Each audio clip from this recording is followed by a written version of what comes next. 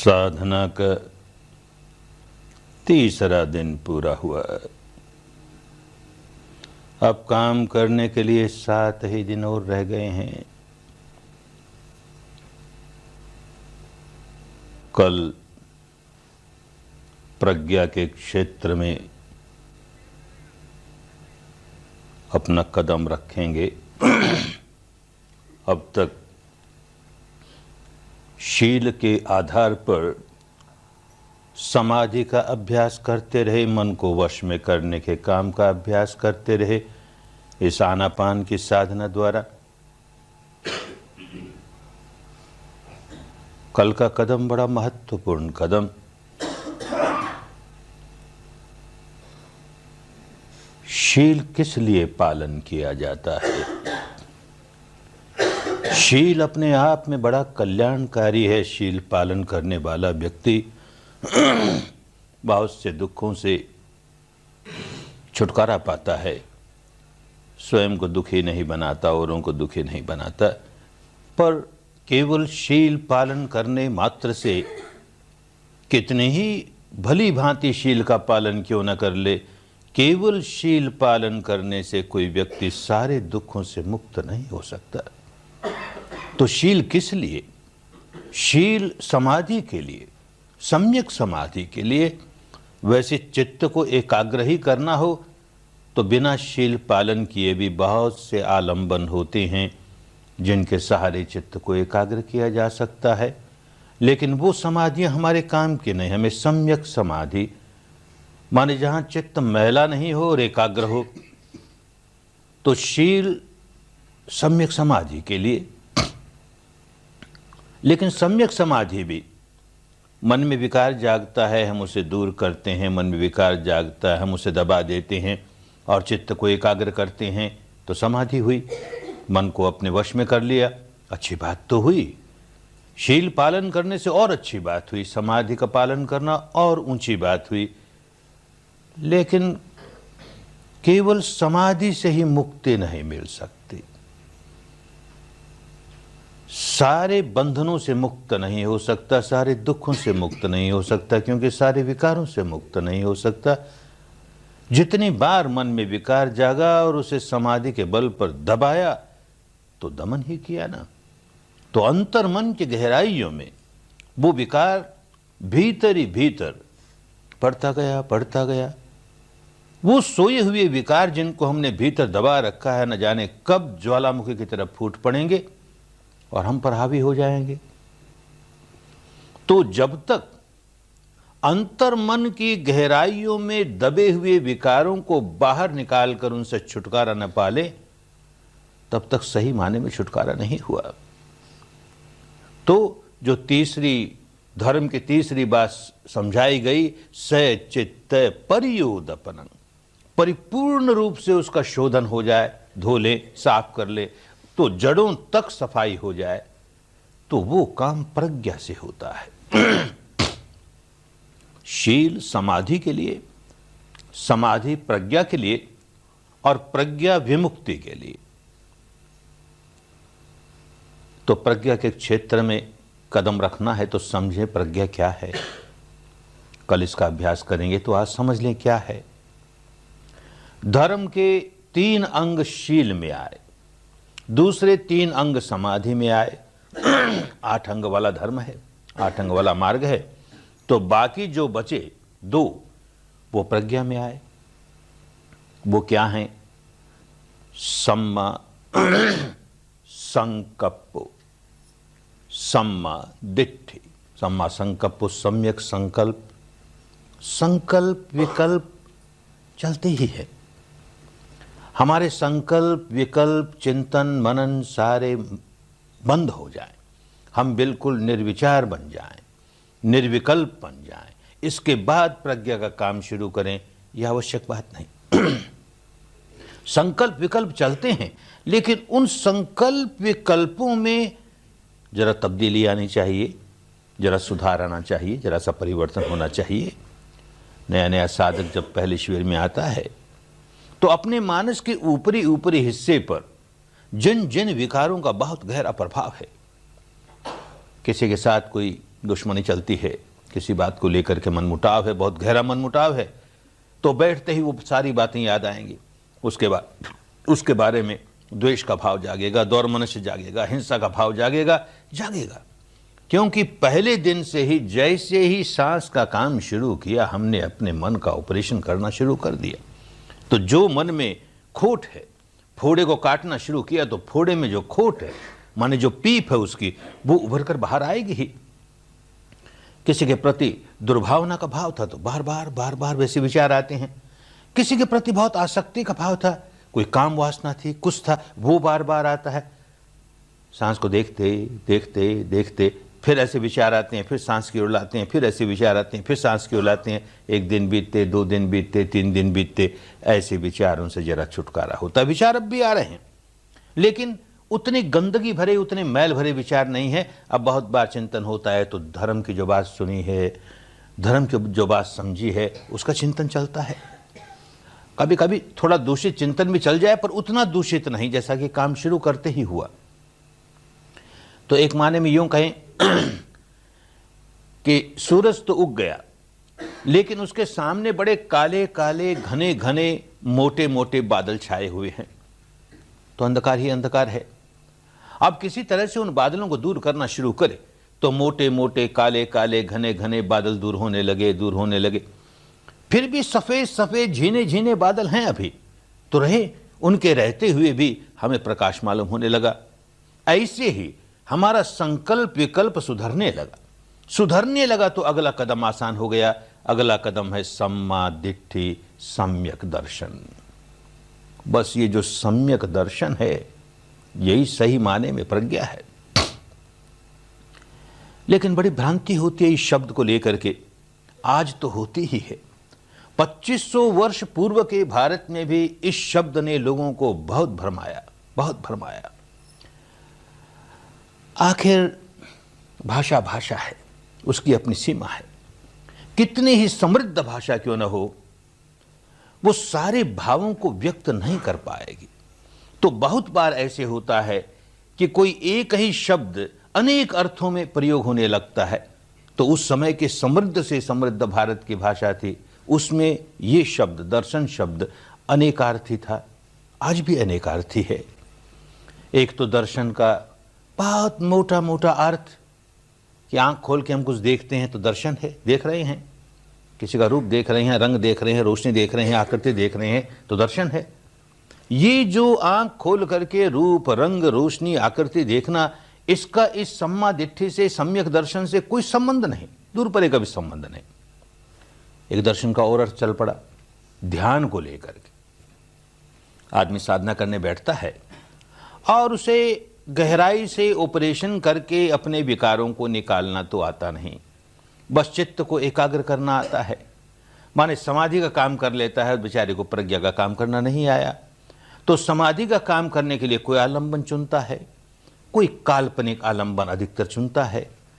तो जिसमें बहुत श्रद्धा हो, ऐसे किसी देवी की, देवता की, ईश्वर की, ब्रह्म की, अल्लाह मियाँ की, किसी बुद्ध की, किसी महावीर की, किसी तत्प्रज्ञ की, किसी संत की, किसी गुरु की, उसकी कल्पना करता है, उसकी आकृति की कल्पना करता है और उस पर मन टिकाता है।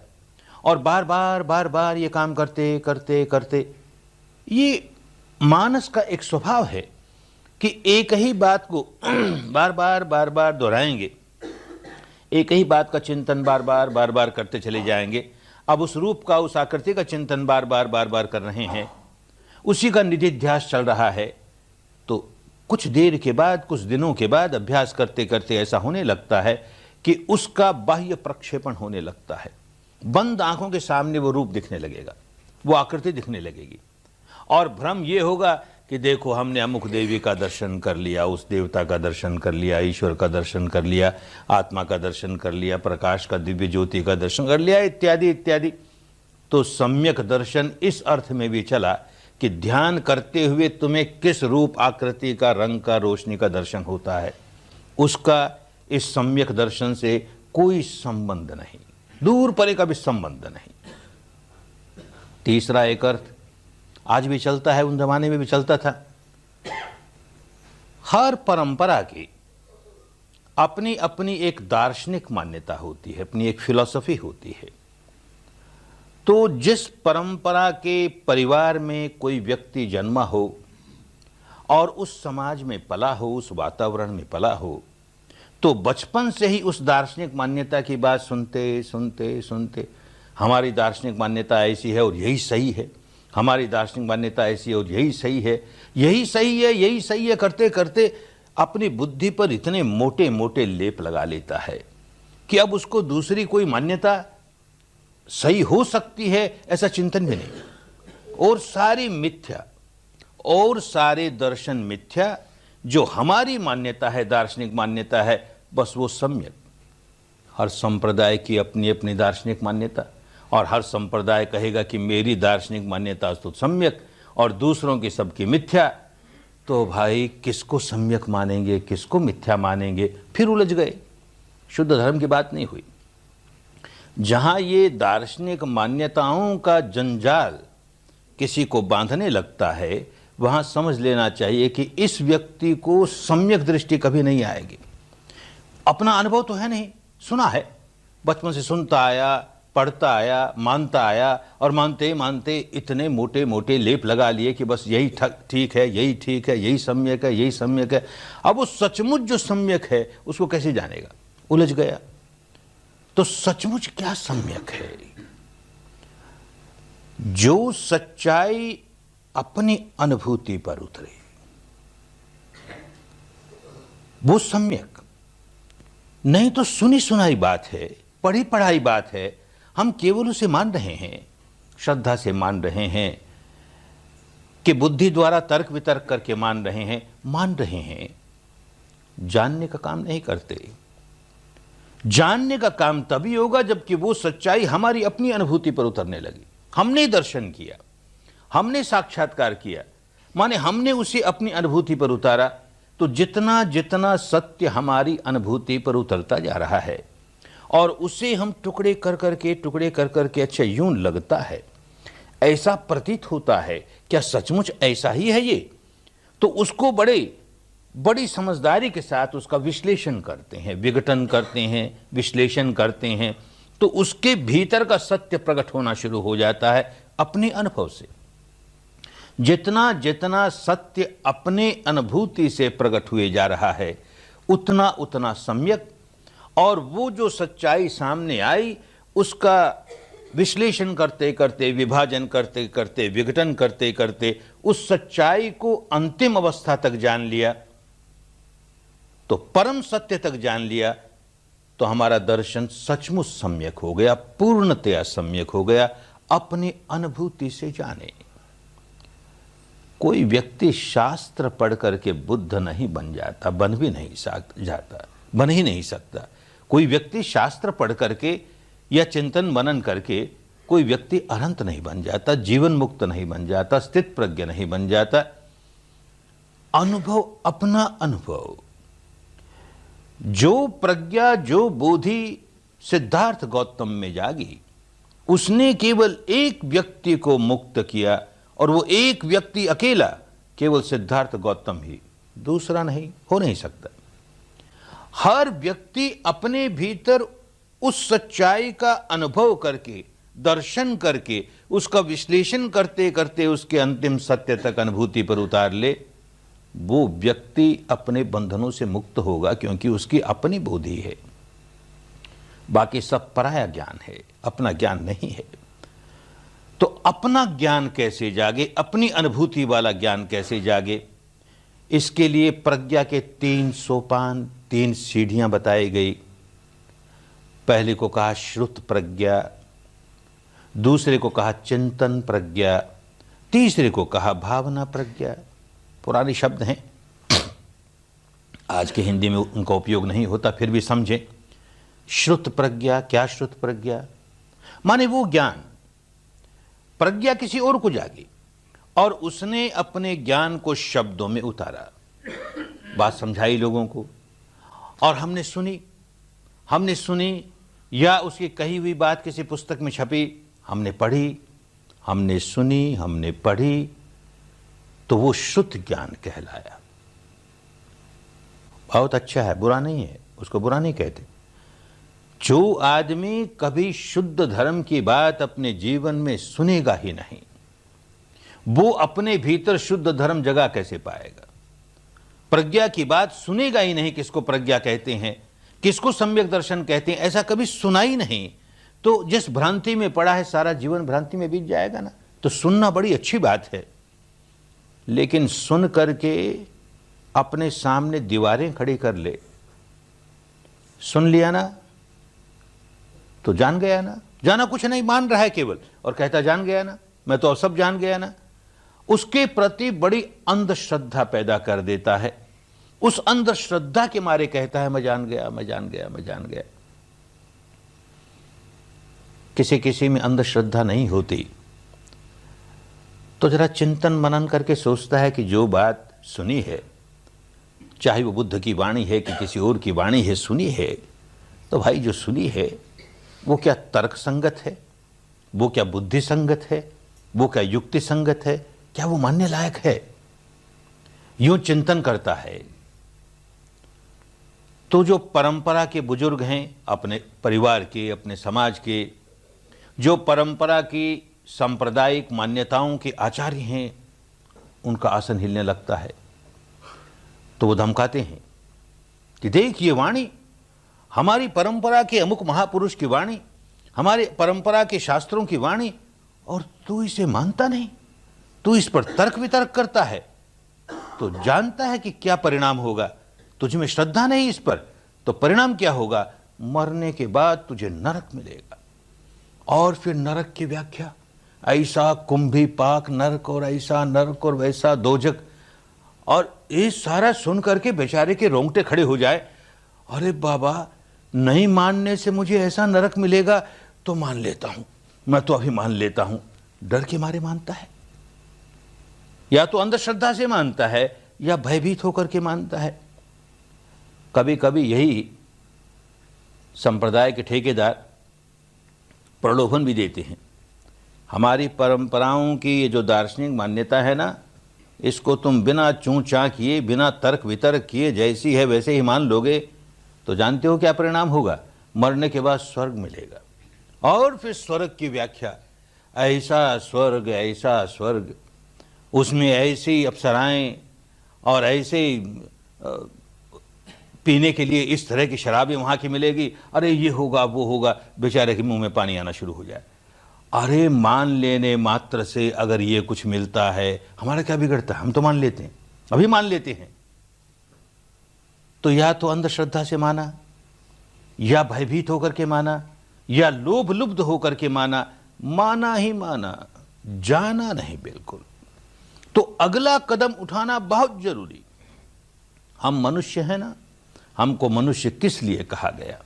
मनन करना, चिंतन करना हमारा नैसर्गिक धर्म है, नैसर्गिक स्वभाव है, प्राकृतिक स्वभाव है।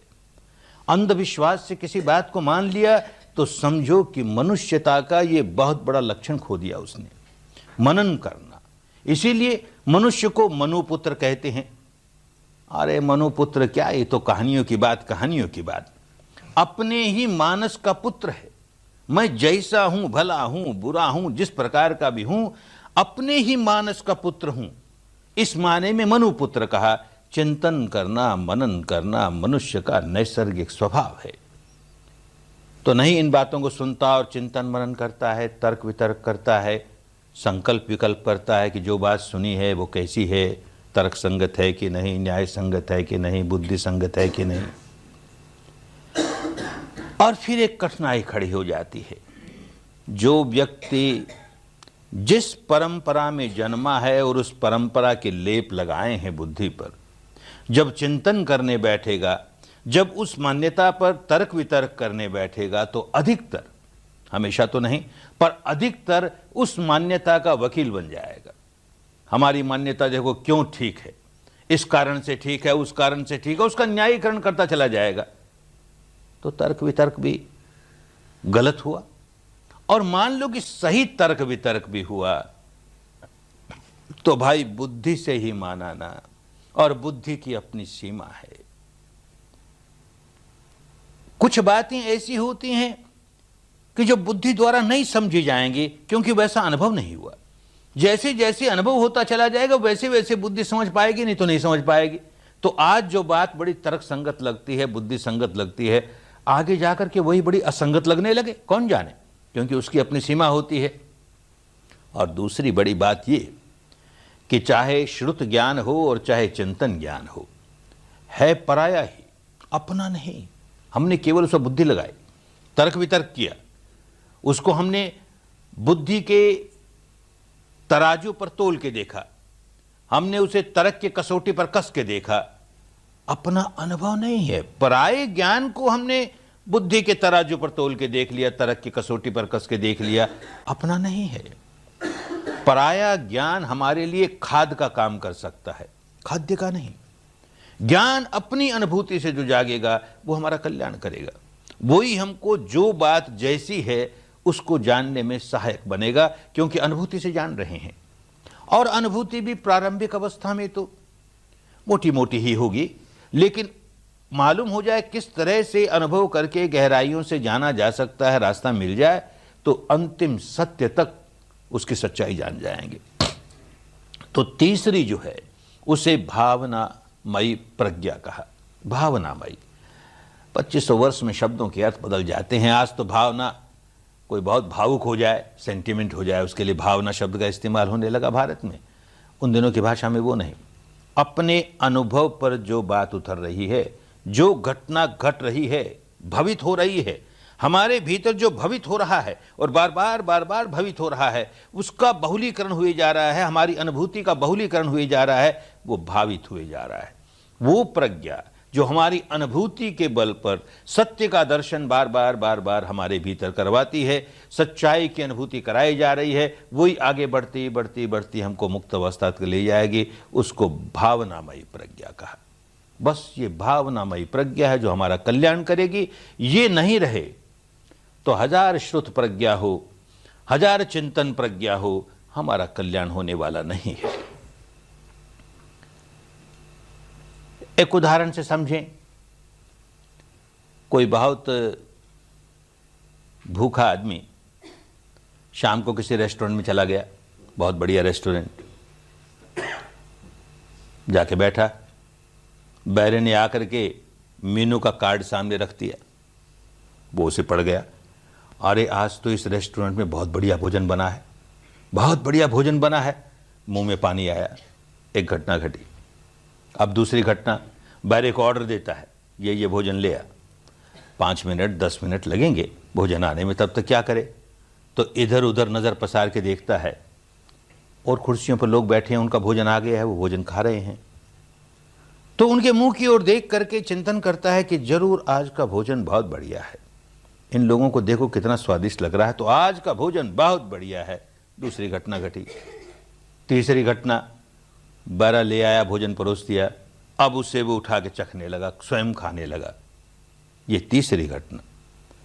पहली घटना, मीनू का कार्ड पढ़ करके कोई उसका स्वाद चख नहीं सकता, मीनू का कार्ड पढ़ करके कोई अपनी भूख मिटा नहीं सकता। और दूसरी घटना, दूसरे के चेहरों को देख करके वो ये चिंतन करता है कि जब लोगों को कोई भोजन बहुत अच्छा लगता है खाते वक्त, तो उनके चेहरे पर कैसे भाव आते हैं, ओ ऐसा भाव इनके चेहरे पर है तो जरूर भोजन अच्छा है। तो तर्क वितर्क से, चिंतन मनन से, संकल्प विकल्प से उसकी वो चिंतनमयी प्रज्ञा कि हाँ भाई भोजन बहुत अच्छा है, उससे पेट नहीं भरेगा ना, स्वाद नहीं चख पाएगा ना। तीसरा, भावनामयी प्रज्ञा, सचमुच अपनी जबान पर रखता है, उसे चखता है, अंदर जाता है, आहार तो हमें पुष्टि देता है, हमारी भूख मिटती है। तीसरी ही काम आएगी। पहली और दूसरी दोनों कल्याणकारिणी जरूर है। श्रुत प्रज्ञा की निंदा नहीं करते, चिंतन प्रज्ञा की निंदा नहीं करते, क्योंकि उससे हमें प्रेरणा मिलती है, उससे हमें मार्गदर्शन मिलता है, जिससे कि हम भावनामयी प्रज्ञा की ओर पहुंच जाएं। एक और उदाहरण से समझें। कोई आदमी बहुत बीमार हो, डॉक्टर के पास गया, डॉक्टर ने उसे एग्जामिन करके देखा और एक पुर्जे पर दवा लिख दी। बड़ा खुश हुआ, डॉक्टर ने दवा लिख दी है। डॉक्टर पर बड़ी श्रद्धा है, मरीज को डॉक्टर पर श्रद्धा होनी अच्छी बात है, होनी ही चाहिए। अपने डॉक्टर पर श्रद्धा नहीं होगी तो इलाज कैसे करवाएगा?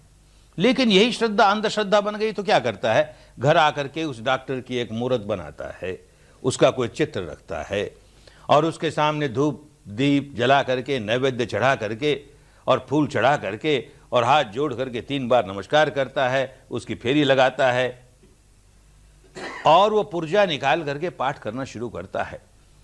2 गोली सुबह, 2 गोली दोपहर को, 2 गोली शाम को, 2 गोली सुबह, 2 क्या मिला रे? सारे जीवन भर ऐसे करता जाएगा। क्या मिला रे तुझे? श्रुत है ना, केवल श्रुत है।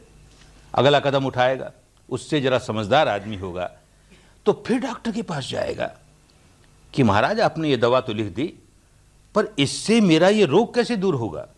डॉक्टर बड़ा समझदार है, उसको अपने रोगी को तसल्ली देनी जरूरी होती है डॉक्टर के लिए, तो समझाता है, देख तेरा अमुक रोग है और इस रोग का मूल कारण ये है, ये जो दवा मैंने दी है, ये दवा लेते ही ये जो कारण है तेरे रोग का, ये दूर हो जाएगा। और एक कारण का निवारण हुआ तो रोग का निवारण हो जाएगा, तेरा छुटकारा हो जाएगा रोग से। बड़ा खुश हुआ, अब समझ गया बुद्धि के स्तर पर कि मेरे डॉक्टर ने ये दवा मुझको क्यों लिख के दी। फिर पागलपन, घर आकर के उस डॉक्टर की प्रशंसा ही प्रशंसा, मेरा डॉक्टर ऐसा, मेरा, और पड़ोसियों से लड़ता है, तुम्हारा डॉक्टर गया गुजरा, मेरे डॉक्टर ने जो दवा लिख के दी, अरे उसका क्या कहना, तुम्हारे डॉक्टर जो दवा बताते हैं सब गई गुजरी। लेता होता नहीं, दवा लेता नहीं और झगड़ता है लोगों से, क्योंकि अपने डॉक्टर के प्रति और अपने डॉक्टर की दवा के प्रति इतनी गहरी आसक्ति पैदा कर ली। अरे धर्म के नाम पर यही तो होता है भाई। हर महापुरुष देखता है संसार में आंख पसार करके, लोग कितने दुखियारे, कितने व्याकुल, कैसे विकारों से डूबे हुए, इनको ये दवा दे दूं, ये दवा लेंगे, धर्म की दवा लेंगे, विपश्यना की दवा लेंगे, भावित प्रज्ञा की दवा लेंगे, निकल जाएंगे दुखों के बाहर। अब हम दवा हुआ तो लेते नहीं, धर्म धारण तो करते नहीं। हमारा महापुरुष ही सही महापुरुष, तुम्हारा महापुरुष महापुरुष नहीं। हमारे महापुरुष ने जो वाणी कही वही सही और तुम्हारी वाणी सही नहीं। अरे सारे जीवन लड़ते जाएंगे, वाद विवाद करते जाएंगे, तर्क वितर्क करते जाएंगे, धारण नहीं करेंगे धर्म को। तो वो श्रुत ज्ञान और ये चिंतन ज्ञान दोनों के दोनों हमारे लिए बाधक हो गए। एक और बड़ी बाधा होती है कि जो आदमी धर्म को बुद्धि के स्तर पर समझ लेता है, अधिकतर ये होता है कि वो एक अहंकार जगाता है। अब मेरे जैसा ज्ञानी कौन? धर्म की बात को इतनी गहराई से समझ गया मैं, तर्क वितर्क से समझ गया मैं, हजारों आदमियों को समझा सकता हूं, खूब विश्लेषण करके समझा सकता हूं कि यही सही धर्म है, यही सही बात है, बाकी सब मिथ्या बात है। कोई व्यक्ति कोई अन्य मान्यता वाला हो तो विवाद करके उसको हरा सकता हूं कि मेरी मान्यता ठीक है। कितना अहंकार हो गया, कितना अहंकार हो गया। वैसा व्यक्ति तीसरा कदम उठाएगा नहीं, भावनामयी प्रज्ञा का कदम उठाएगा नहीं, बेचारा कोरा का कोरा रह जाएगा, उसको लाभ कैसे होगा। तो श्रुत प्रज्ञा तभी कल्याणकारिणी है जबकि हमारे अंदर प्रेरणा जगाए और प्रेरणा जगा के हमको चिंतन प्रज्ञा की ओर ले जाए। चिंतन प्रज्ञा तभी कल्याणकारिणी है जबकि प्रेरणा जगाए और मार्गदर्शन दे और हमें आगे ले जाए भावित पन्या की ओर, भावनामयी प्रज्ञा की ओर ले जाए। ये भावनामयी प्रज्ञा ही हमारा कल्याण करेगी और कुछ नहीं, और किसी बात से कल्याण होने वाला नहीं है। ये ऊपर ऊपर की बातों से हम अपने मन को सुधार जरूर लेते हैं, ऊपर ऊपर के मन को सुधार लेते हैं, लेकिन उसका असर स्थायी नहीं होता है। अरे ये सारा संसार अनित्य है, नश्वर है, भंगुर है। लोग जन्म लेते हैं मर जाते हैं, जन्म लेते हैं मर जाते हैं। हर कुछ जो उत्पन्न होता है वो देर सवेर नष्ट हो जाता है। ऐसा सुनते आए, ऐसा मानते आए। जीवन में कोई घटना ऐसी घटी तो उसे देखा भी, अपना को कोई बहुत प्यारा गुजर गया और उसे शमशान भूमि में ले गए, चिता पर उसकी लाश रखी और उसे आग लगाई। तो बैठ के चिंतन करते हैं, अरे हमारे जीवन की अंतिम परिणति यही होने वाली है। जैसे इसको ले आए और आज जला दिया, वैसे एक दिन मुझको भी ले आएंगे, मेरे शरीर को भी ऐसे जला देंगे। ये भी अपने साथ कुछ नहीं ले गया, सारा कुछ यहीं छोड़ गया, मुझको भी ऐसे जला देंगे। तो मेरा भी सारा धन दौलत, ये बंधु पति पत्नी सारे के सारे यहीं रह जाएंगे। अरे इनसे काहे की आसक्ति करूं रे, इनके प्रति क्या राग करूं, क्या द्वेष करूं। बड़ा ज्ञान जागा, लेकिन कितनी देर के लिए जागा? बौद्धिक ज्ञान है ना। उस शमशान भूमि से एक कदम बाहर आया कि फिर वही मैं मेरा मेरा मैं मेरा मेरा सारा ज्ञान धरा रह गया ना, क्योंकि बौद्धिक ज्ञान था, अनुभूति वाला ज्ञान नहीं था। ऐसे ही कोई धर्म सभा में आए और प्रवचन सुनता है, आप तो अनुभूति से जानोगे तो कोरा प्रवचन प्रवचन नहीं होगा, अपने अनुभव से सच्चाई समझोगे। अन्यथा क्या होता है, प्रवचन सुना, बात बड़ी अच्छी लगी, अरे धर्म की बात कितनी अच्छी, राग मत करो, द्वेष मत करो, वीतराग बन जाओ, वीत द्वेष बन जाओ, आसक्ति मत करो, अनासक्त बन जाओ, अरे यही तो सचमुच सही रास्ता है, इससे ऊंचा और क्या होगा। खूब धर्म समझ में आया, खूब धर्म समझ में आया। उस धर्म हॉल से बाहर गए कि हाय रे मेरा जूता कहाँ गया, कौन ले गया, आज ही तो खरीदा था ऐसा नया जूता। फिर मैं मेरा मेरा, कितनी जल्दी खत्म हो गई सारी अनासक्ति की बात, वीतरागता की बात, क्योंकि सब बुद्धि विलास था ना, अनुभव नहीं हुआ ना। जब तक अनुभव नहीं होता तब तक सच्चाई समझ में नहीं आएगी। अनुभव के लिए हमारे यहाँ भारत में एक पुराना शब्द चला आ रहा है, वेदन। वेदन को अनुभव कहते थे, अपना अनुभव, स्ववेदन। स्ववेदन के आधार पर जो ज्ञान जागा उसको वेद कहते थे।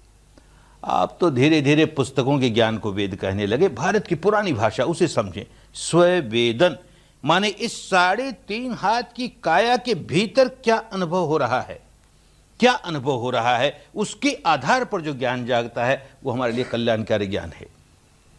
जो व्यक्ति सम्यक संबुद्ध बना, और जो भी व्यक्ति सम्यक संबुद्ध बनेगा, अरहंत बनेगा, चाहे जो हो, सिद्धार्थ गौतम की अकेले की मोनोपोली नहीं, वो अपने भीतर इस सारे शरीर प्रपंच की सच्चाई को अनुभूतियों के स्तर पर, स्ववेदन के स्तर पर कैसा अनुभव हो रहा है, कैसा अनुभव हो रहा है, यूं स्ववेदन के स्तर पर, ऐसे ही सारी चित्त स्कंद की सच्चाइयों को स्ववेदन के स्तर पर, इस शरीर पर वेदनाओं के स्तर पर जो अनुभव कर लेगा, और उसका विभाजन करते करते, विघटन करते करते, विश्लेषण करते करते उस अवस्था पर पहुंच जाएगा कि सारे शरीर स्कंद जिसको मैं मेरा मेरा किए जा रहा है वो दरअसल क्या है, उसके अंतिम सत्य को अनुभूति से जान लेगा। ऐसे ही सारे चित्त को, चित्त वृत्तियों को स्थूल से शुरू करेगा और टुकड़े करते करते, विभाजन करते करते, विघटन करते करते, विश्लेषण करते करते उन दोनों के अंतिम सत्य तक पहुंच जाएगा। शरीर और चित्त के अंतिम सत्य को अनुभूतियों पर उतार लेने के बाद ऐसी अवस्था आएगी कि शरीर और चित्त के परे की क्या अवस्था है, तो देखेगा शरीर और चित्त का सारा क्षेत्र अनित्य है, नश्वर है। यह शास्त्रों की बात नहीं, गुरु महाराज ने कहा इसलिए मानने की बात नहीं, इन संवेदनाओं के आधार पर अनुभव करेगा। देख उत्पन्न होता है, नष्ट होता है, उत्पन्न होता है, नष्ट होता है, यूं अनित्य है, नश्वर है, भंगुर है। अनुभूतियों से जानते जानते जब चित्त और शरीर के परे जा पहुंचेगा तब देखेगा वहां तो कुछ उत्पन्न होता ही नहीं, वहां कुछ नष्ट होता ही नहीं, तो समझेगा ये नित्य है, ये शाश्वत है, ये ध्रुव है, ये अमृत है। और वहां पहुंच करके जब वापस इंद्रिय लोक में आएगा, वो अवस्था, वो अनुभूति कुछ क्षणों की हो सकती है, कुछ सेकंडों की हो सकती है, कुछ मिनटों की हो सकती है, कुछ घंटों की हो सकती है। फिर इसी इंद्रिय क्षेत्र में, वो इंद्रियातीत अवस्था है, भवातीत अवस्था है, फिर इंद्रिय क्षेत्र में आया तो आदमी बदल गया, स्वभाव बदल गया। ये सारा का सारा जो अपने भीतर सच्चाई के दर्शन करने का काम है, कौतूहल पूरा करने के लिए नहीं कि भाई क्या है इसे, क्या है ये शरीर, कैसा है ये शरीर, इसके लिए नहीं।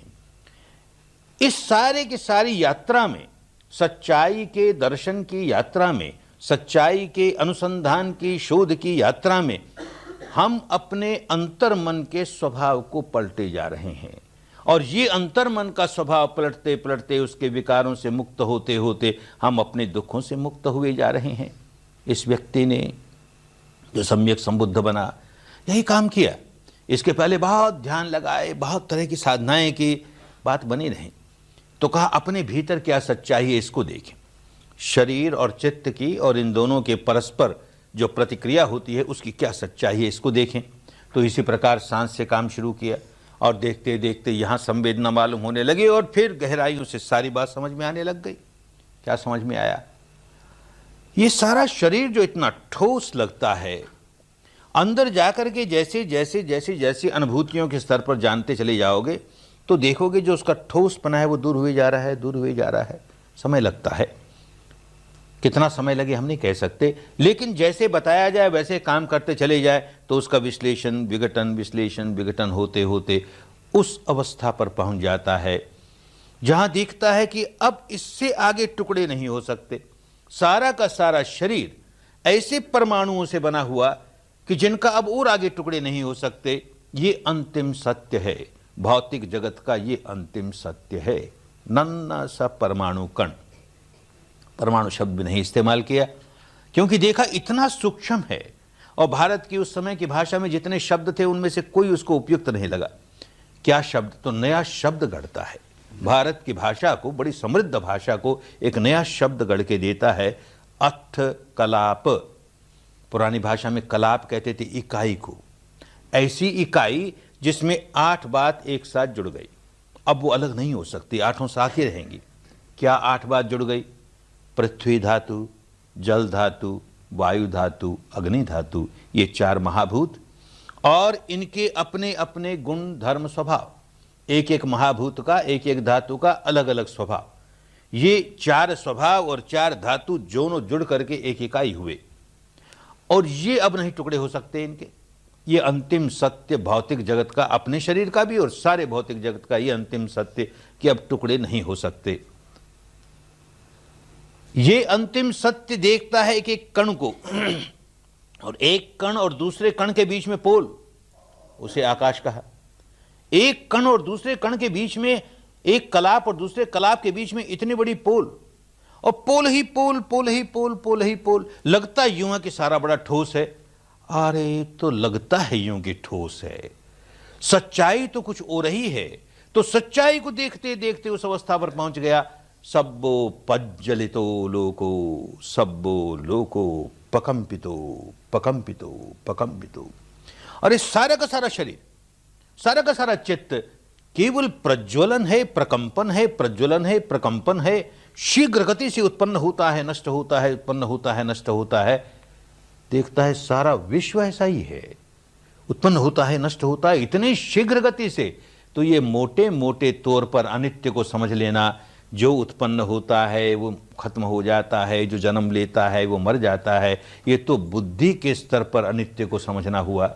अनुभूति के स्तर पर जब समझने लगेंगे तो देखेंगे एक एक परमाणु उत्पन्न होता है, नष्ट होता है, उत्पन्न होता है, नष्ट होता है। कितना भंगुर, कितना नश्वर। उसे देख के कहता है कि जितनी देर में मैं अपनी चुटकी बजाऊं या जितनी देर में अपनी पलक झपकूं, अरे उतनी देर में तो ये नन्हा सा कण अनेक शत सहस्त्र कोटि बार उत्पन्न होकर नष्ट हो जाता है। अनेक शत सहस्त्र कोटि, क्या कह गया? शत कहते हैं 100 को, सहस्त्र कहते हैं लाख को, माने 1 करोड़, सहस्त्र कहते हैं 1000 को, तो 1 लाख, तो अनेक शत सहस्त्र, अनेक लाख बार करोड़ करोड़ करोड़ करोड़। शत सहस्त्र कोटि माने 1 के आगे 12 बिंदी लगाए, और 100 भी अनेक। तो लगा कि ये उन दिनों का मुहावरा होगा, जो बात गिनी न जाए उसके लिए शत सहस्त्र कोटि कह दिया करते होंगे। लेकिन कोई महापुरुष निरर्थक बात नहीं करता। आज के वैज्ञानिकों ने भी शोध करना शुरू किया, मैटर का शोध किया। क्या है ये मैटर? तो आज के 100 वर्ष पूर्व के पश्चिम के वैज्ञानिकों ने शोध करके, अनुसंधान करके, रिसर्च करके ये सच्चाई जान ली कि ऊपर ऊपर से ठोस लगने वाला सारा का सारा matter, the entire material world, there is no solidity, it is mere wavelets wavelets wavelets. कहीं ठोस नहीं है। वास्तविकता यह है कि केवल तरंग, केवल तरंग, केवल तरंग है। एक पश्चिम के वैज्ञानिक इस बात को जानते हैं, भारत का एक वैज्ञानिक अपने भीतर सच्चाई को देख के जानता है। पश्चिम का एक वैज्ञानिक आज के कोई 30-40 वर्ष पहले बर्कली यूनिवर्सिटी का, कैलिफोर्निया में बर्कली यूनिवर्सिटी, और उस यूनिवर्सिटी में फिजिक्स के डिपार्टमेंट का हेड डॉक्टर अल्वारेज, उसको 30-40 वर्ष पहले नोबेल पुरस्कार मिला फिजिक्स पर। नोबेल पुरस्कार किसी ऐरे गहरे नत्थु खैरे को मिलता नहीं। कोई नई बात खोज निकाली उसने। क्या नई बात खोज निकाली? 100 बरस पहले ये बात तो लोगों के समझ में आ गई थी कि सारा का सारा मटेरियल वर्ल्ड तरंग ही तरंग है, सारे सब एटॉमिक पार्टिकल्स तरंग ही तरंग हैं। ये आदमी ये जानना चाहता है कि ये एटॉम एक बार उत्पन्न होकर नष्ट होता है, 1 सेकंड में कितनी बार इसमें उत्पन्न होता है, नष्ट होता है, उत्पन्न होता है, कितनी तरंगें, हर तरंग उत्पन्न होना नष्ट होना इसी को तरंग कहते हैं, उत्पन्न हुई नष्ट हुई, कितनी बार, कैसे गिने, जो आंखों से दिखे नहीं उसको कैसे गिने। तो एक ऐसा इंस्ट्रूमेंट बनाया जिसका नाम उसने बबल चैम्बर रखा। ठीक ही रखा। ये सारे के सारे परमाणु बुदबुदे की तरह हैं, प्रतिक्षण बुदबुदे उत्पन्न होते हैं, नष्ट होते हैं, नष्ट।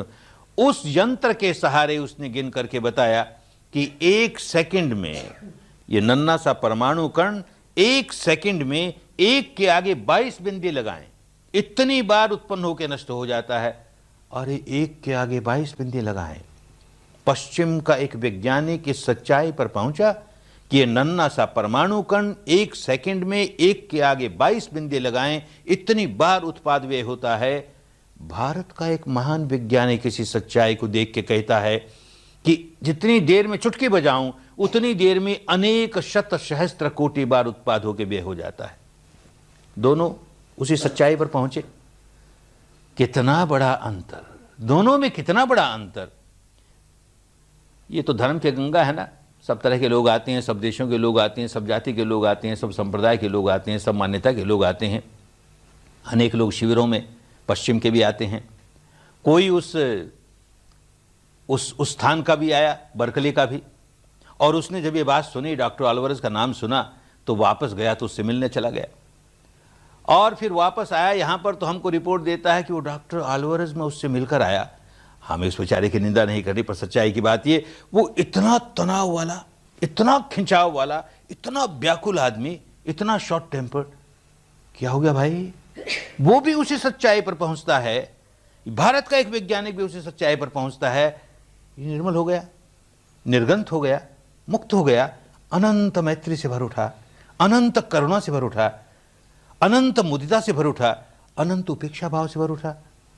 और वही सच्चाई पर वो पहुंचता है, और वो इतना तनाव से भरा है।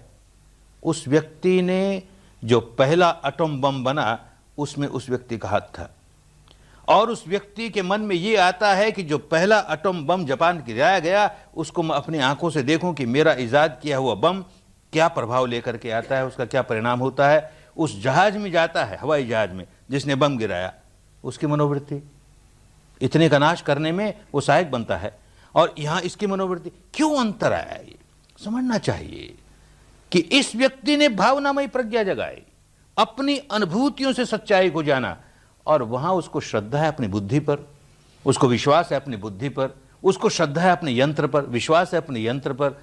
अरे तो चिंतनमयी प्रज्ञा हुई ना, विकार कैसे निकालेगी? ये भावनामयी प्रज्ञा है जो विकार निकालेगी।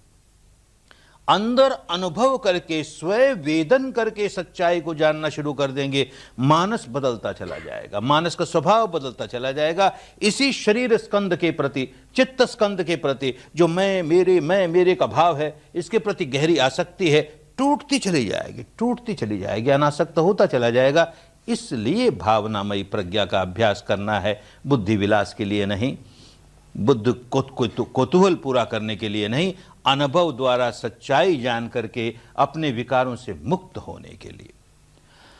अनुभव, अब प्रज्ञा अनुभव वाली हो जो स्वयं वेदन से जागे, उसके लिए एक क्षमता, एक शक्ति प्राप्त करनी पड़ती है। और कुदरत ने, प्रकृति ने, या यूं कहो कोई कहना चाहे तो परमात्मा ने, अल्लाह मियाँ ने हर मनुष्य को यह शक्ति दी है कि वो अपने भीतर इस शक्ति को जगा करके परम सत्य को अनुभूति द्वारा जान ले।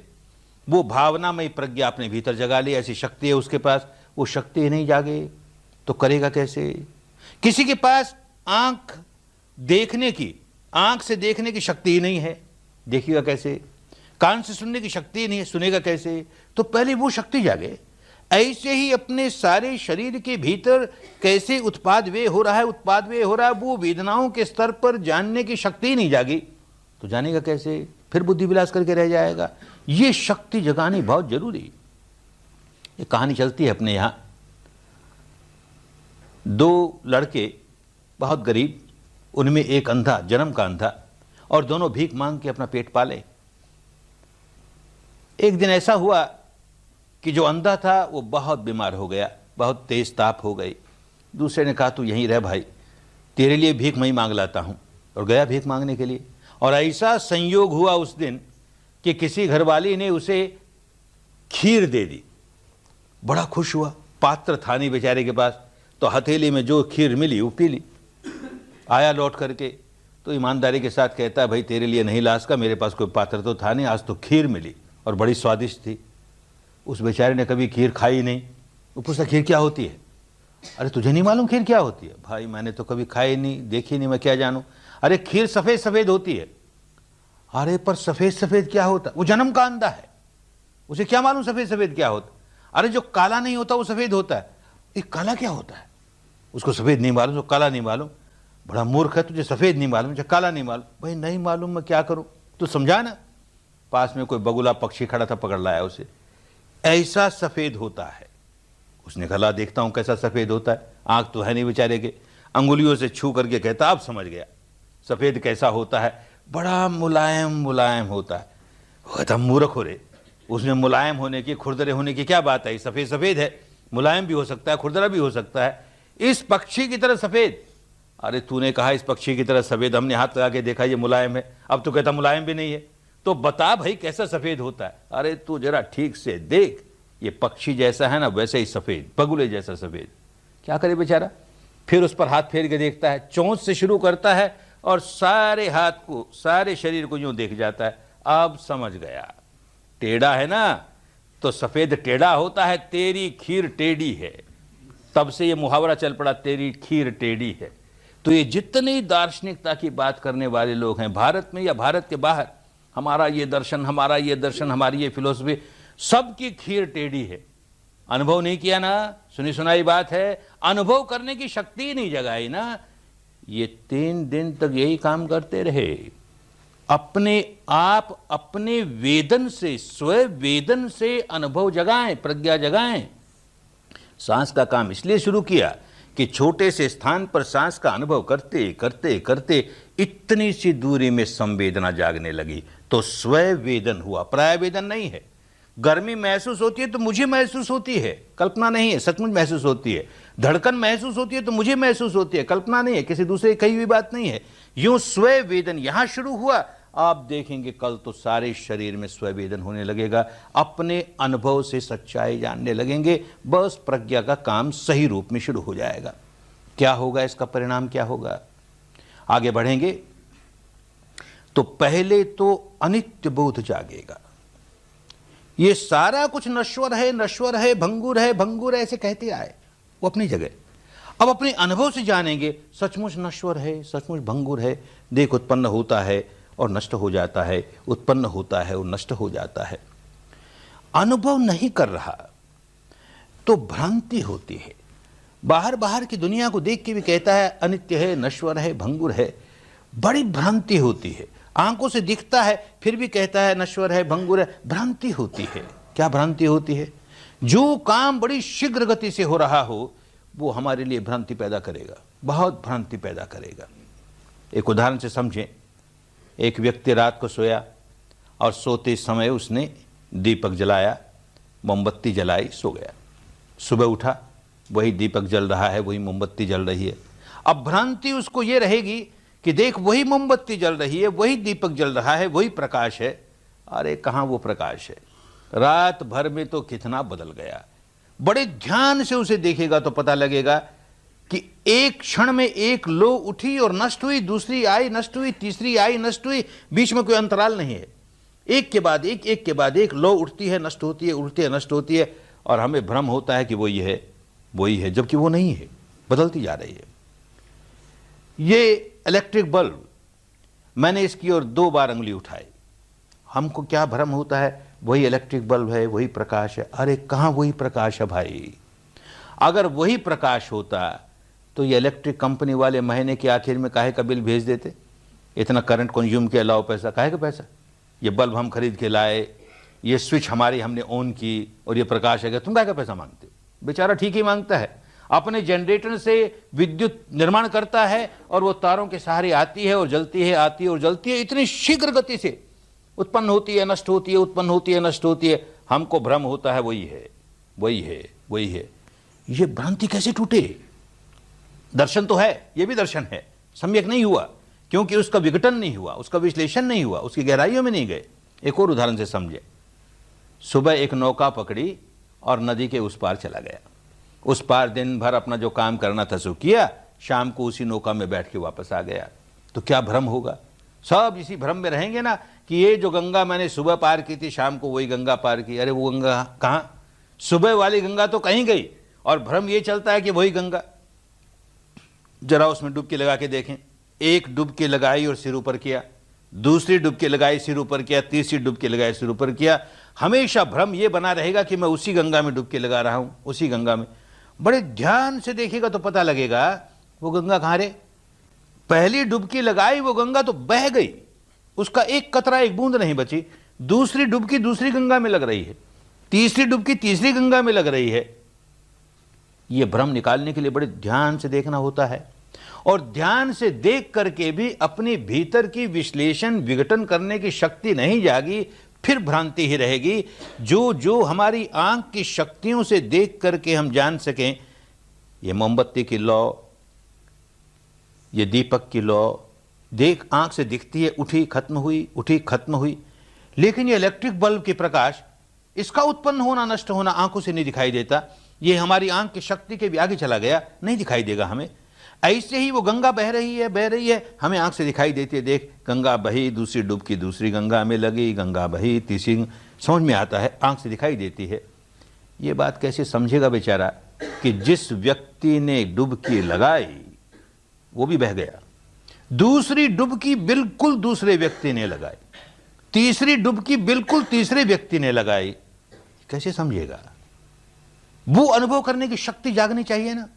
ये गोइनका जो आधे घंटे पहले बोलने बैठा, पौन घंटे पहले बोलने बैठा, विपश्यना नहीं की हो, भीतर का प्रज्ञा नहीं जागी हो, तो यही समझिएगा वही तो गोइनका हूं। अरे वही गोइनका तो जो घंटे भर पहले था, वही गोइनका जो आज सुबह था, वही गोइनका जो महीने भर पहले था, साल भर पहले था, 20 साल पहले था, 60 साल पहले था, 65 साल, वही तो गोइनका, वही गोइनका, वही गोइनका। कितनी बड़ी भ्रांति! अरे वो गोइनका कहां? इस आध पौन घंटे में ये गोइनका न जाने कितनी बार मरा और कितनी बार जन्मा। प्रति क्षण करोड़ों बार उत्पन्न होता है, नष्ट होता है, उत्पन्न होता है, नष्ट होता है, जन्मता है, मरता है, जन्मता है, मरता है। इस सच्चाई को जब तक अपनी अनुभूति से नहीं देखेगा, भ्रम बना ही रहेगा। मैं और मैं के प्रति आसक्ति, ये अनित्य बोध जागेगा। ये काम करते करते करते ये अनित्य बोध जागेगा। आज तो थोड़ा से संवेदना यहां मालूम होने लगे, कल जब काम शुरू करोगे तो और ज्यादा लंबा रास्ता है, कोई चमत्कार नहीं है। हर काम में बड़ी मेहनत करनी पड़ती है। मेहनत करते करते करते उस अवस्था पर पहुंच जाओगे कि सारा का सारा शरीर केवल परमाणु ही परमाणु, सारा का सारा चित्त केवल तरंग ही तरंग, प्रतिक्षण उत्पन्न होना, नष्ट होना, उत्पन्न होना, नष्ट होना। अरे सचमुच अनित्य है, सचमुच अनित्य है। आज तो बुद्धि से समझते हैं अनित्य है, परिवर्तनशील है। एक नन्हा सा बच्चा जन्मा, कितना सुंदर, कितना कोमल। उस बच्चे को 10 बरस के बाद देखता हूं, अरे एकदम बदल गया। उस बच्चे को 10 नहीं 20 बरस के बाद देखता हूं और बदल गया। 40, 50, 60, 80 बरस बाद देखता हूं, एकदम बदल गया। वही बच्चा जन्मा तब कैसा कोमल कोमल शरीर, अब 80 बरस के बाद देखता हूं तो अरे झुर्रियां पड़ गई, क्या हो गया इसको? वही बच्चा है, वही बच्चा है। वो बच्चा नहीं भी है, क्या हुआ? हर 10 बरस की रात को चादर तान के सोया और किसी अल्लाह मियाँ ने ये डंडा फेरा जादू का कि सुबह बिल्कुल बदला हुआ उठा। ऐसा नहीं होता ना। तो कैसे होता है? प्रतिक्षण बदलता है, प्रतिक्षण बदलता है, बदलता है, जर्जरित होता है, बदलता है, जर्जरित होता है, अपनी मृत्यु की ओर भागी जा रहा है, भागी जा रहा है।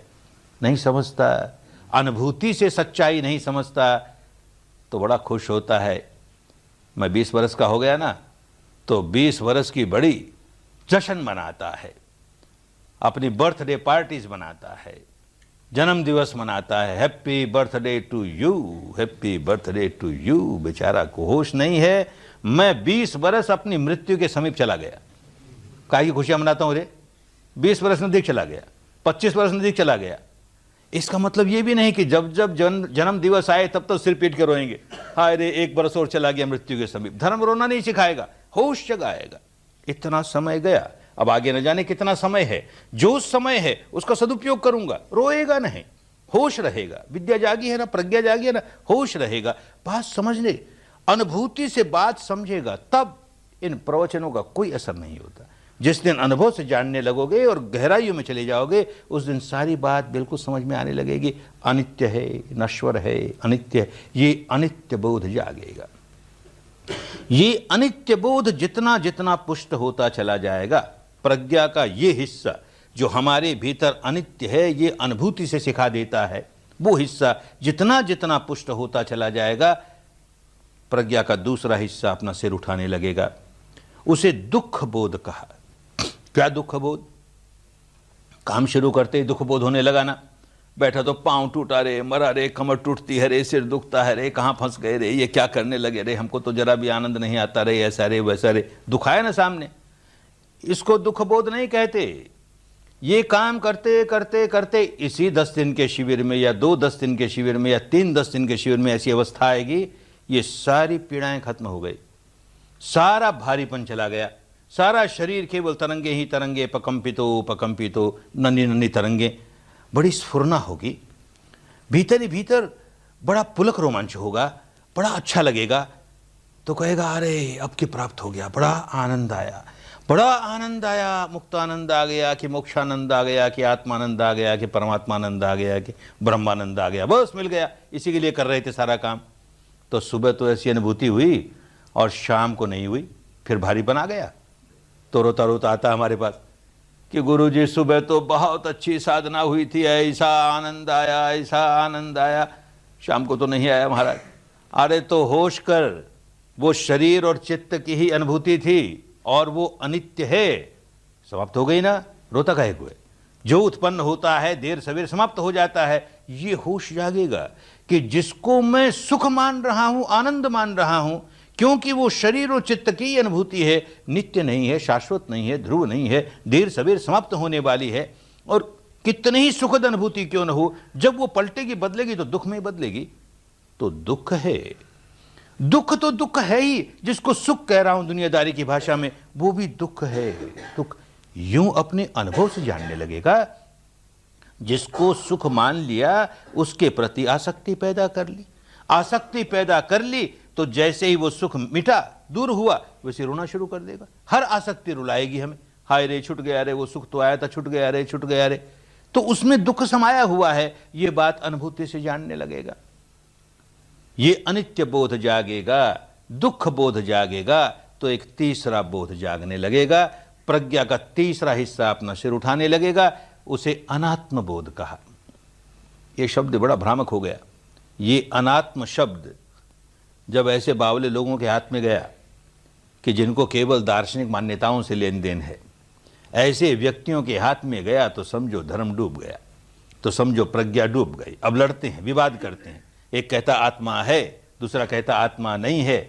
अरे किसको अनात्म कहते थे भारत में? कि जहां मैं मेरे का नामो निशान न हो, ये सारा का सारा शरीर स्कंद, ये मैं नहीं हूं, ये मेरा नहीं है, ये मेरी आत्मा नहीं है। ये सारा का सारा चित्त स्कंद, मानस स्कंद, मैं नहीं हूं, मेरा नहीं है, मेरी आत्मा नहीं है। इसको भी खाली श्रद्धा से मान के रह गया तो अनात्मा नहीं जाना।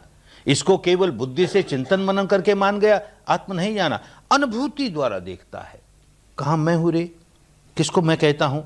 ये सारा परमाणुओं का पुंज बुदबुदे ही बुदबुदे, बुदबुदे ही बुदबुदे, किस बुदबुदे को मैं कहूं? और ये तो खत्म हो गया, जैसे उठा वैसे खत्म हो गया, तो मैं खत्म हो गया। ये तरंगे ही तरंगे, जो तरंग उठी वो खत्म हो गई, तो मैं खत्म हो गया। किसको मैं कहूं और किसको मेरा कहूं? जिसको मेरा कहूं उस पर मेरी मलकियत होनी चाहिए, मेरा आधिपत्य होना चाहिए। कहां मेरा आधिपत्य है? इस पर मेरा जरा भी तो आधिपत्य नहीं। मैं चाहूं ऐसा रहे तो ऐसा नहीं रहता, अपने स्वभाव से पलटी जा रहा है। मैं कहूं ऐसा न पलट, ऐसे पलट, हमारी कोई सुनता ही नहीं, हमारा इस पर कोई अधिकार ही नहीं। तो मैं नहीं, मेरा नहीं। 40 वर्ष की उम्र होती है तो दर्पण में मुंह देखता है तो देखता है कनपट्टी के बाल सफेद होने लगे, भागता है, किसी केमिस्ट की दुकान में भाग करके काला रंग खरीद के लाता है और लगाता है, नहीं अभी बूढ़ा नहीं हुआ, अभी बूढ़ा नहीं हुआ। लोगों को ठगना चाहता है, दुनिया को ठगना चाहता है, अपने आप को भी ठगना चाहता है, अभी जवान हूं, अभी जवान हूं। अरे इस कुदरत को कहां ठगने जाएगा, इस प्रकृति को कहां ठगने जाएगा, बूढ़ा हो ही जा रहा है, जर्जरित हो ही जा रहा है, मृत्यु की ओर भागे जा रहा है। इस पर अगर मेरा आधिपत्य होता, मैं कहता नहीं तू नहीं बूढ़ा हो सकता, तू जर्जरित नहीं हो सकता, तुझको मैं कहूं वैसे ही होना पड़ेगा। कौन सुनता है हमारी, कहां हमारा आधिपत्य है? इस सारे का सारा प्रपंच, इस पर हमारा कोई आधिपत्य नहीं। मैं नहीं, मेरा नहीं, मेरी आत्मा नहीं, मैं नहीं, मेरा नहीं, मेरी आत्मा नहीं। ये अनात्मबोध अनुभूतियों से जागेगा तो इसके प्रति जो आसक्ति होने लगी, तादात्म्य भाव होने लगा। बुद्धि से हजार कहता है ये शरीर मैं नहीं हूं, मेरा नहीं है, मेरी आत्मा नहीं है, ये चित्त मैं नहीं हूं, मेरा नहीं है, मेरी आत्मा नहीं है। अंदर देखेगा तो इतना गहरा तादात्म्य है, ये शरीर ही मैं हो गया है, मेरा हो गया है, कितनी गहरी आसक्ति हो गई है इसके प्रति। ये चित्त ही मैं हो गया है, मेरा हो गया है, कितनी गहरी आसक्ति हो गई है। ऐसा अनुभूति से जानने लगेगा तो ये आसक्ति टूटने लगेगी। सचमुच मैं नहीं हूं। कौन से बुदबुदे को अपने मुट्ठी में भींच कर कहूं ये तो मैं हूं, ये तो मेरा है। अरे कहीं कुछ मैं कहने के लिए नहीं, मेरा कहने के लिए नहीं। व्यवहार जगत में तो ऐसा कहना ही पड़ता है भाई, नहीं तो काम कैसे चले दुनिया का। यूं कहें कि ये बुदबुदे का पुंज उस बुदबुदे के पुंज को यूं कहता है, दुनिया काम कैसे चलेगा। तो मैं भी कहना पड़ता है, मेरा भी कहना पड़ता है, तू भी कहना पड़ता है, तेरा भी। ये व्यवहार जगत की बात, दोनों बात समझ में आती रहेगी। विपश्यना में गहराइयों से जाकर के अपनी भावनामयी प्रज्ञा जगा लेने वाला व्यक्ति प्रगट सत्य को भी समझेगा। ये ऐसा भासमान सत्य है, ऐसा प्रतीत होता है, और उसके भीतर के परमार्थ सत्य को भी समझेगा, अंतिम सत्य को भी समझेगा। तो उसका व्यवहार अपने आप ठीक हो जाएगा। और नहीं तो फिर एक दूसरी अति में चला जाए बावला होकर के। ये खंबा है ना, लगता बड़ा ठोस है तो तरंग ही तरंग। वैज्ञानिक भी कहते हैं तरंग ही तरंग, भगवान बुद्ध भी कहते हैं तरंग ही तरंग। हमने भी देख लिया भीतर तरंग ही तरंग, और ये मेरा शरीर भी तरंग ही तरंग। तो लगाऊं ठोकर इसको, तरंग में से तरंग निकल जाएगी और क्या होगा, कहां चोट लगेगी। तो लगाए ठोकर, पांव टूट जाएगा ना, सिर फूट जाएगा ना। अरे व्यवहारिक होगा। ये भासमान सत्य भी सत्य है, लेकिन अंतिम सत्य तरंगे ही तरंगे हैं, अनित्य ही अनित्य है, दुख ही दुख है, अनात्म ही अनात्म है। तो उसके प्रति आसक्ति टूटेगी। ये सारा काम एक ध्येय, एक लक्ष्य लेकर काम कर रहे हैं कि भीतर जो स्वभाव बन गया कि जरा सा प्रिय लगा कि राग जगाया, जरा सा अप्रिय लगा कि द्वेष जगाया। क्यों राग जगाया, क्यों द्वेष जगाया? कि भीतर एक मैं मान रहे हैं, उस मैं के प्रति बहुत गहरी आसक्ति है। तो उसके खिलाफ कुछ हो न जाए, जो उसको अच्छा न लगे वो हो न जाए, और जिसको अच्छा लगे वही हो। तो इस मारे राग जगाते हैं, इस मारे द्वेष जगाते हैं। अब ये टुकड़े टुकड़े करके देखता चला जाएगा तो अपने आप राग टूटेगा, द्वेष टूटेगा, आसक्ति टूटेगी, अनासक्त होता चला जाएगा। ये प्रज्ञा जितनी जितनी पुष्ट होती चली जाएगी, उतना स्थित प्रज्ञा होता चला जाएगा। प्रतिक्षण प्रज्ञा में रहेगा, खाते पीते चलते फिरते सोते जागते, हर अवस्था में। आगे की अवस्थाएं हैं वो, लेकिन ये रास्ता वहीं तक पहुंचाएगा। प्रतिक्षण प्रज्ञा में है तो स्थित प्रज्ञा है। ऐसी अवस्था आते आते आते अंदर देखेगा। पहले प्रज्ञा अंदर जागती है, बाहर की बातों को देख के प्रज्ञा जागेगी, वो बुद्धि वाली प्रज्ञा होगी। लेकिन अंदर वाली प्रज्ञा जितनी पुष्ट होती चली जाएगी, बाहर के भी जितने आलंबन है उनको टुकड़े टुकड़े करके, विभाजन करके, विघटन करके, विश्लेषण करके देखने की आदत बन जाएगी। ये अंदर से जो आदमी नहीं देखता है, वो बाहर की बातों के प्रति भी भ्रांतिमय जीवन, भ्रममय जीवन बिताता है। कोई पुरुष किसी नारी के शरीर को देखता है और पागल हो जाता है, कोई नारी किसी पुरुष के शरीर को देखती है, पागल हो जाती है, बहुत खूबसूरत, बहुत खूबसूरत, अरे बहुत, क्योंकि वो शरीर को संश्लिष्ट, संगठित, एकत्र इसमें देखती है, इसमें देखता है, तो भ्रम होता है, खूबसूरत है, खूबसूरत है। तीसरी प्रज्ञा जागेगी, जैसे जैसे तीन प्रज्ञाओं में पुष्ट होता चला जाएगा, तीसरी प्रज्ञा जागेगी। पुरानी भाषा में उसे अशुचि, अशुभ, आज ये दोनों ही शब्द इस्तेमाल नहीं होते। आज की भाषा में कहें सुंदर नहीं है, शुचि शुभ उन दिनों की भाषा में सुंदर को कहते थे। अरे ये देखने में सुंदर लगता है, दरअसल सुंदर नहीं है। सुंदर होने की एक भ्रांति है, खूबसूरत होने का एक भ्रम है, ये समझ में आने लगेगा। क्योंकि टुकड़े टुकड़े करके विश्लेषण करके देखने की आदत हो जाएगी। तो एक रूप देखा, एक शरीर देखा, अब उसके टुकड़े कर करके देखने लगा। अच्छा, सिर से शुरू करें। ये बाल, ओ बड़े सुंदर बाल, कोमल, कुंतल, अलकावली। कोई कवि हो तो न जाने कितने शब्दों का प्रयोग करे, बहुत खूबसूरत, बहुत खूबसूरत। और बेचारी गृहिणी सवेरे का नाश्ता बनाने बैठी तो ये सिर पर के थोड़े से घास के टुकड़े गिर गए, भोजन में गिर गए, और लापरोसा। और उसने पहचान लिया बाल, पहचान लिया भंवर जी ने, इसमें बाल तो चीखता है, ये गंदा बाल, सारा भोजन खराब। देखा है गंदा बाल। सारी शाम सारी रात प्रशंसा कर रहे थे, गुण गा रहे थे, बड़ा खूबसूरत बाल, बड़े खूबसूरत बाल, ये खूबसूरत बाल तेरे भोजन के साथ आए तो खाना, काहे रोता है? अरे वो जब तक लगा था, संश्लिष्ट था, संयुक्त था, तभी तक खूबसूरत खूबसूरत लगता था। उसकी अपनी माया थी, उसकी अपनी एक भ्रांति थी, उसका अपना एक भ्रम था। अब टूट के अलग हो गया ना, तो सच्चाई समझ में आ गई। जैसे ही वो अलग हुआ, उसका विश्लेषण हुआ, संश्लेषण नहीं रहा, संयुक्त नहीं रहा, विसंयुक्त हुआ, बात समझ में आ गई, बड़ा गंदा है, बड़ा गंदा है। अच्छी बात, और आगे चलो, क्या खूबसूरत है। दांत बड़े खूबसूरत, अरे मोतियों की सी पंक्तियां, मोतियों की सी पंक्तियां। अच्छा भाई, एक दांत टूट गया, मोती टूट कर आया ना, तिजोरी में संभाल के रख, मोती है ना, अरे फेंक हड्डी का टुकड़ा। वो तब तक ही मोती था जब तक जुड़ा हुआ था, अलग करते ही बात समझ में आ गई, हड्डी का टुकड़ा, फेंक इसे, काम का नहीं है। और क्या खूबसूरत भाई। और आगे आया तो ये नाखून, ये बड़े खूबसूरत। और देखे इन नेल पॉलिश कैसे रंग की लगाई, जैसे त्वचा का रंग वैसे नेल पॉलिश का रंग, जैसे साड़ी का रंग वैसे, कितनी बढ़िया, कितना खूबसूरत, कितना खूबसूरत। वही बात हुई, बेचारी नाखून कतर रही थी और कुतरते कुतरते कुछ नाखून गिर गए भोजन में, और लापरोसा और भंवर जी ने पहचान लिया, ये तो नाखून तो चीखता है, गंदा नाखून। अरे क्या गंदा नाखून, इतना खूबसूरत नेल पॉलिश वाला, जो एकदम मैच करता है तुम्हारी उसकी त्वचा को भी और उसकी साड़ी को भी। खूबसूरत नाखून, खूबसूरत भोजन, दोनों मिलकर डबल खूबसूरत हो गए ना खाना। वो जब तक लगा था तब तक खूबसूरत था, अलग करते ही कोई खूबसूरत नहीं। क्या खूबसूरत है। ये तो प्रकृति ने हम पर बड़ी दया कर दी, या यो परमात्मा कहें तो परमात्मा ने हम पर बड़ी दया कर दी। नहीं तो जो कुछ भीतर है वो बाहर होता, और जब बाहर है वो भीतर होता, तो क्या हालत होती हमारी।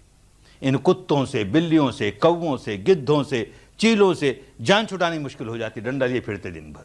क्या भीतर खूबसूरत है। 9 बड़े बड़े दरवाजे हैं इसके, कौन से दरवाजे में से खूबसूरती निकलती है भाई। अंदर कुछ खूबसूरत हो तो निकले ना बाहर खूबसूरत। और हजारों पोर हैं ये, एक एक पोर में से क्या खूबसूरती निकलती है। तो एक विदेशी साधक आता है हमारे पास, गोयनका जी, ये मत कहो, ये हमको अच्छा नहीं लगता, गंदगी है, गंदगी है गंदगी, आप क्यों बार बार इसको कहते हो। अरे सच्चाई है भाई, सच्चाई होगी, लेकिन हमारे यहाँ पश्चिम में तो ये कहते हैं जो खूबसूरती है वो 1 इंच का 16वां हिस्सा, the beauty is 1/16 of an inch deep, बस वही खूबसूरती है। ये जो चमड़ी है ना महाराज, ये बड़ी खूबसूरत है। देखो कितनी मुलायम है, कितनी कोमल है, कितनी ओज वाली है, बहुत खूबसूरत है। अच्छा, बहुत खूबसूरत वाली है। तो एक रेजर ले और इस चमड़ी को उतार, जरा सा उतार कर रख हाथ में, 2 मिनट भी रखने को जी नहीं चाहेगा, फेंकेगा। अरे जब तक लगी है तब तक खूबसूरत लगती है, अलग करते ही बात समझ में आ गई, क्या खूबसूरत है। इसका मतलब यह नहीं कि विपश्यना करने वाला आदमी, अपनी भावनामयी प्रज्ञा जगाने वाला आदमी हर दूसरे व्यक्ति से घृणा करेगा। अरे तू बुदबुदों का पुंज, अरे तू गंदगी का पुंज, तो धर्म नहीं आया उसको। धर्म घृणा करना नहीं सिखाता, क्योंकि जानेगा मैं भी तो गंदगी का पुंज, जिसको मैं करता हूं, मैं भी परमाणुओं का पुंज, बुदबुदों का पुंज। घृणा नहीं सिखाएगा। राग निकलेगा, द्वेष निकलेगा, आसक्तियां निकलेगी, चित्त निर्मल होगा। तो जैसे जैसे निर्मल होता चला जाएगा वैसे वैसे मैत्री जागेगी, नितांत निर्मल हो जाएगा, अनंत मैत्री जागेगी, अनंत करुणा जागेगी, अनंत मुदिता जागेगी, अनंत उपेक्षा, समता भाव जागेगी।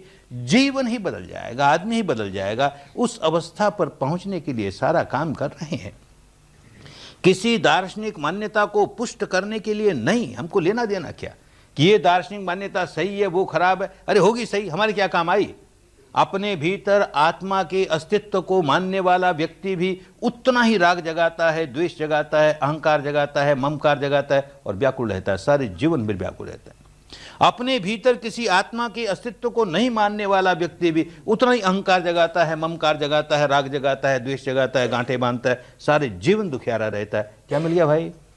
ये आत्मा के मानने वाली फिलॉसफी को स्वीकार करके क्या मिल गया? आत्मा को नहीं मानने की फिलॉसफी को स्वीकार करके क्या मिल गया? धोखा हुआ ना। और जिस दिन अनुभव पर उतर जाएगी सच्चाई, टुकड़े कर करके देख लेगा, राग बनाने की आदत छूट जाएगी, द्वेष बनाने की आदत छूट जाएगी, मैं का पागलपन उतर जाएगा, मेरे का पागलपन उतर जाएगा, आसक्ति उतर जाएगी, बड़ा कल्याण हो जाएगा। फिर अपने को कोई बौद्ध है बौद्ध कहता फिरे, हिंदू हिंदू कहता फिरे, जैन जैन कहता फिरे, मुस्लिम, नाम में क्या पड़ा है? हर व्यक्ति अपने भीतर राग जगा के, द्वेष जगा के, आसक्ति जगा करके, गांठें बांध करके बड़ा व्याकुल रहता है, बड़ा व्याकुल रहता है। और स्वभाव बदल ले, ऊपर ऊपर का नहीं, अंतर्मन की गहराइयों का। ये जो संवेदनाओं को देखने का काम करवाया, किस लिए करवाया?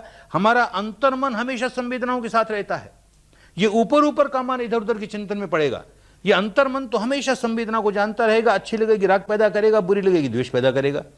इसके इस स्वभाव को तोड़ने के लिए हमको संवेदनाओं का अनुभव भी करना है और प्रतिक्रिया नहीं करनी, और समझना है कि देखिए अनित्य है ना, ये संवेदनाएं अनित्य है ना।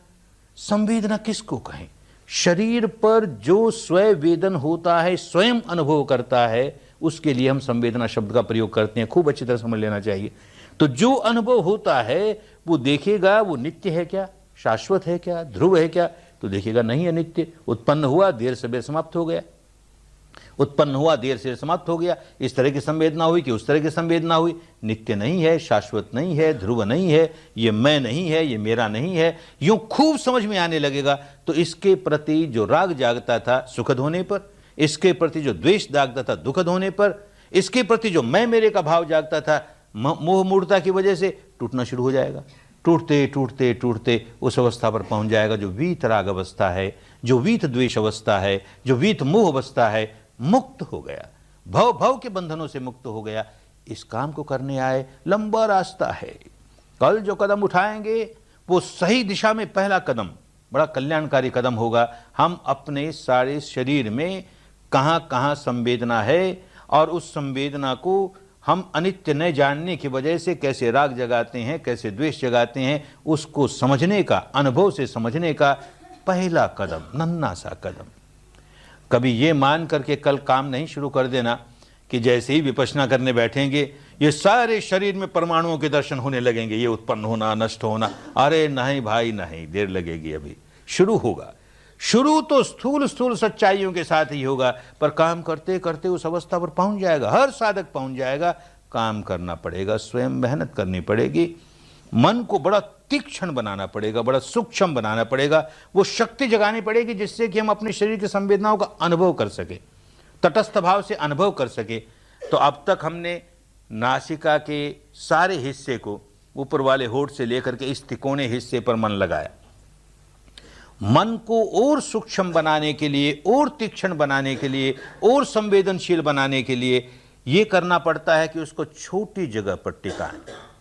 जितनी बड़ी जगह होगी मन उतना ही फैला हुआ होगा, और फैला हुआ मन कभी तीक्ष्ण नहीं हो सकता। उसको तीक्ष्ण करने के लिए संक्षिप्त करना पड़ता है, थोड़ी जगह। तो अब तिकोना हिस्सा तो रहेगा पर छोटा त्रिकोण बनेगा। ये ऊपर वाले होठ से लेकर के बस जहां नासिका का द्वार शुरू होता है, बस इस तिकोने हिस्से तक। अब नासिका के भीतर, नासिका की भीतरी दीवारों पर क्या हो रहा है हमको उसका कोई लेन देन नहीं हो रहा है, हम उसको ध्यान नहीं देंगे। नासिका की बाहरी दीवारों पर क्या हो रहा है, क्या संवेदना हो रही है, हम ध्यान नहीं देंगे। ये नासिका की बाहरी छल्लों पर क्या हो रहा है उसको ध्यान देंगे। नासिका के नीचे ऊपर वाले होठ के ऊपर जो मूंछों का स्थान है, यहां क्या हो रहा है इसको ध्यान देंगे। तो हमने जगह छोटी कर ली। अब आज रात और कल जब तक विपश्यना नहीं मिलती है तब तक यही काम करेंगे कि बस इस छोटी जगह पर सारा ध्यान रख करके क्या संवेदना हो रही है, क्या संवेदना हो रही है, बड़े ध्यान से जानेंगे। और यूं अपने मन को ज़्यादा सूक्ष्म बना लेंगे, तीक्ष्ण बना लेंगे, संवेदनशील बना लेंगे, तो कल का काम बड़ा हल्का हो जाएगा। अपने शीलों का कड़ाई के साथ पालन करते हुए, अपने मन को इस छोटे से स्थान पर टिकाने का अभ्यास करते हुए, कल जब विपश्यना करना शुरू करेंगे, प्रज्ञा के क्षेत्र में जाना शुरू करेंगे, तो मुक्ति का मार्ग खुल जाएगा। और उस मार्ग पर चलते चलते मुक्त अवस्था का द्वार खुल जाएगा। बड़े कल्याण की बात होगी, बड़े मंगल की बात होगी। काम स्वयं ही करना पड़ेगा, कोई दूसरा कर नहीं सकता। बंधन हमने बांधे हैं, बंधन हमें खोलने होंगे, दूसरा कोई रास्ता भले बता दे। मैल हमने चढ़ाया है, मैल हमें उतारने होंगे, दूसरा कोई रास्ता भले बता दे। तो इस समझदारी के साथ परिश्रम करना है, पुरुषार्थ करना है। बाकी 7 दिन जो बचे हैं खूब मेहनत करनी है, इस दृढ़ता के साथ, इस लगन के साथ, इस निष्ठा के साथ काम ही करते रहेंगे, काम ही करते रहेंगे और सचमुच अपना मंगल साध लेंगे। जो जो इस शिविर में आए सब परिश्रम करके इस विद्या को सीख करके अपना मंगल साध लें, अपना कल्याण साध लें। सबका मंगल हो, सबका कल्याण हो, सबकी स्वस्थ मुक्ति हो, सबकी स्वस्थ मुक्ति हो। भवत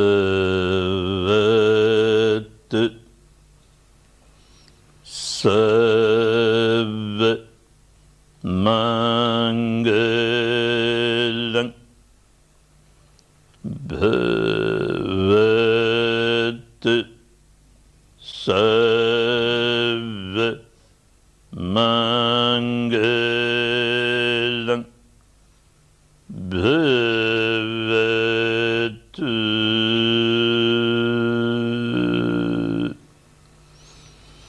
सर्व